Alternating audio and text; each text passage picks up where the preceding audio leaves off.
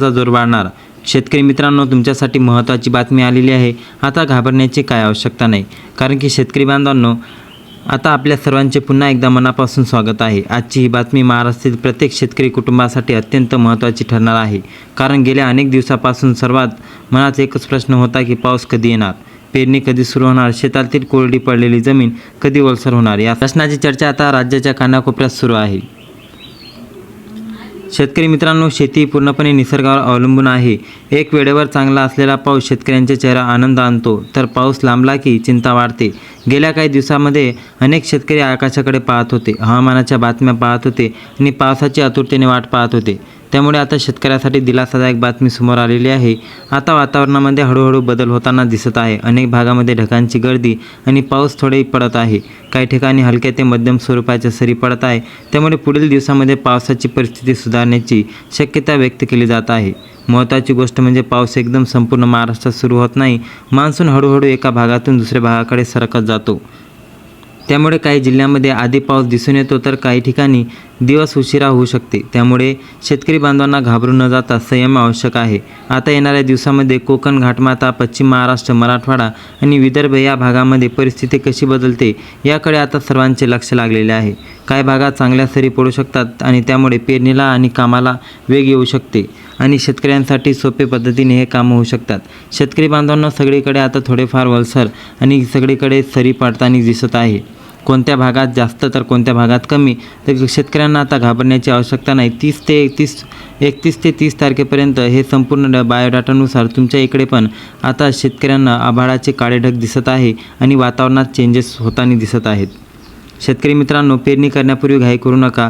पहिल्या पावसानंतर जमिनीमध्ये पुरासा ओलावा तयार झाला आहे का हे पाहणे महत्त्वाचे आहे। योग्य वेळेवर केलेली पेरणी पुढील पिकांच्या वाढीसाठी फायदेशीर ठरते। अनेक अनुभवी शेतकरी वातावरणातील अनेक बदल, वाऱ्याचा वेग, ढगांची दिशा, आकाशाचे रंग यावरून ते अंदाज बांधतात। मात्र हवामानात अचानक बदल होऊ शकतात, त्यामुळे अधिकृत हवामान माहितीवर लक्ष ठेवणे अत्यंत गरजेचे आहे। आता सर्वात मोठी गोष्ट म्हणजे पुढील काही दिवस शेतकऱ्यांसाठी खूप महत्त्वाचे ठरणार आहे। बियाणे, खत, औषधे आणि शेतीची सर्व तयारी पूर्ण करून ठेवणे आवश्यक आहे, कारण योग्य वेळी आल्यावर पेरणीची संधी दडवू नये। शेतकरी बांधवांना आता आपण विभागनीय परिस्थिती समजून घेऊया, कारण महाराष्ट्र खूप मोठे राज्य आहे आणि प्रत्येक भागामध्ये पावसाची परिस्थिती वेगवेगळी आहे। सगळीकडे वेगवेगळ्या पेरण्या आणि सगळे भाग वेगळे असू शकतात। त्यामुळे प्रत्येक शेतकऱ्याला आपल्या भागाची माहिती जाणून घेणे खूप महत्त्वाचे आहे। सर्वप्रथम कोकण विभागाबद्दल बोलायचे झाले तर रायगड, रत्नागिरी, सिंधुदुर्ग, ठाणे, पालघर आणि मुंबई परिसरामध्ये पावसाची परिस्थिती सुधारण्याची आवश्यकता आहे। समुद्राकडून येणाऱ्या आर्द्र वारे आणि मान्सूनची पुढची वाटचाल यामुळे या भागामध्ये पावसाचा प्रभाव वाढू शकतो। त्यानंतर पुणे, सातारा, सांगली, कोल्हापूर, सोलापूर आणि अहिल्यानगर या पश्चिम महाराष्ट्र जिल्ह्यामध्ये देखील पुढील काळात पावसाचे प्रमाण वाढण्याची शक्यता आहे। या भागातील शेतकऱ्यांनी शेतीची तयारी पूर्ण ठेवावी। मराठवाड्याकडे पहिले तर छत्रपती संभाजीनगर, बीड, जालना, परभणी, नांदेड, लातूर आणि धाराशिव या भागामध्ये पावसाचे सर्वांचे लक्ष लागलेले आहे। पाऊस योग्य वेळी झाल्यास खरीप हंगामातील पेरणीला चांगला वेग मिळू शकतो। विदर्भाची जर गोष्ट केली तर नागपूर, अमरावती, अकोला, बुलढाणा, वर्धा, यवतमाळ, वाशिम, चंद्रपूर, गडचिरोली आणि भंडारा या जिल्ह्यामध्ये देखील ऊस, सोयाबीन आणि इतर खरीप पिकासाठी हा काळ अत्यंत महत्त्वाचा आहे। शेतकरी मित्रांनो, पेरणीपूर्व 3 टप्पे लक्षात घेणे आवश्यक आहे। काही शेतकऱ्यांना सुरुवातीच्या पावसावर पेरणी केली असेल तर मोठ्या प्रमाणावर पेरणी जूनच्या शेवटच्या आठवड्यात होऊ शकते। काही भागात परिस्थितीनुसार जुलैच्या सुरुवातीत देखील पेरणी पूर्ण होऊ शकते। एक गोष्ट लक्षात ठेवा, पाऊस फक्त पाऊस आहे। तुम्हाला लगेच संपूर्ण शेतीची पेरणी करू नका। जमिनीमध्ये पुरेसा ओलावा निर्माण झाला आहे का याची खात्री करा, कारण सुरुवातीचा पाऊस थांबला तर पिकावर परिणाम होऊ शकते आणि तुमचे खूप मोठे नुकसान होऊ शकते। शेतकरी मित्रांनो, महत्त्वाची ही गोष्ट आहे की तुम्हाला तुमच्या हवामान विभागाकडे पण लक्ष ठेवणे आवश्यक आहे। शेती म्हणजे संयम आणि योग्य नियोजन।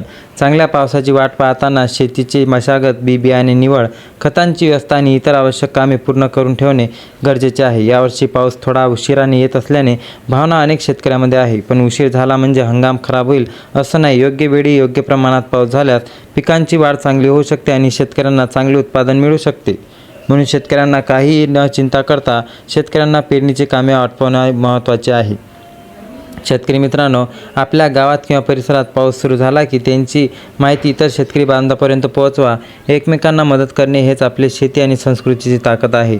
अशा प्रकारे रोज पावसाचे अपडेट, शेतीचे मार्गदर्शन आणि महत्त्वाच्या बातम्या जाणून घेण्यासाठी आपल्या चॅनलला नक्की सबस्क्राईब करा. व्हिडिओ आवडला असेल तर लाईक करा, आपल्या मित्रांपर्यंत शेअर करा आणि कमेंटमध्ये आपल्या गावाचे नाव आणि तुमच्या विभागात कसा पाऊस पडलेला आहे नक्की सांगा. जय हिंद, जय महाराष्ट्र. धन्यवाद.